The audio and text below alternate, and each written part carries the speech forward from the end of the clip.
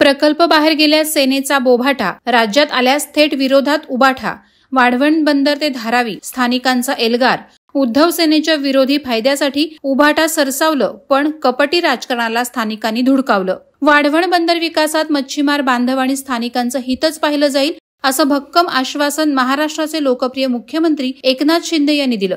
वाढवण बंदरामुळे रोजगाराच्या संधी निर्माण होणार हा प्रकल्प राष्ट्रहिताचा आणि पालघर जिल्ह्यात मोठ्या रोजगार संधी निर्माण करण्यासाठी महत्वाचा असल्याने सुमारे 15हून अधिक जास्त मच्छीमार संघटनांनी प्रकल्पाला बिनशर्त पाठिंबा दिल्याची माहिती वाढवण बंदर समन्वय समितीकडून देण्यात आली.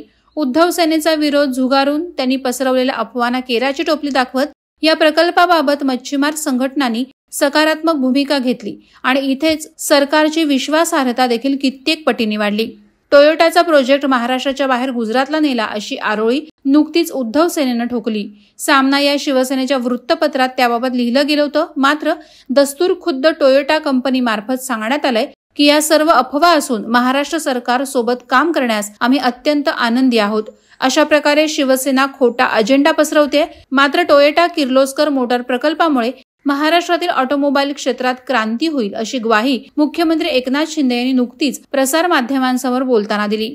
या प्रकल्पाला विरोध करणाऱ्या उद्धव सेनेच्या राजकारणाला स्थानिकांनी अक्षरशः धुडकावून लावलं. प्रकल्प राज्याबाहेर गेले की सरकारच्या नावे शिमगा करायचा, बोभाटा करत फेक नॅरेटिव्ह पसरवायचं, सरकार कसं निष्क्रिय आहे याचा खोटा दिंडोरा पिटवायचा आणि त्या उलट जर जनहिताचे प्रोजेक्ट्स महाराष्ट्रात आले तर आपल्या आर्थिक फायद्यासाठी कमिशन मिळवण्यासाठी प्रकल्पांना टीपेचा विरोध दर्शवायचा.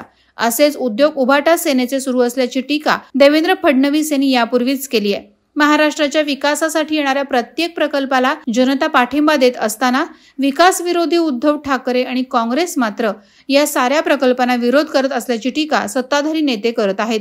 वाढवण सारखंच धारावीमध्ये सुद्धा उद्धव ठाकरेंनी पुनर्विकास प्रकल्प हाणून पाडण्याचा प्रयत्न केला, पण स्थानिकांच्या धारावी बचाव आंदोलन समितीनं उद्धव ठाकरेंचा विरोध मोडीत काढला आणि या प्रकल्पाला मोलाची साथ दिली.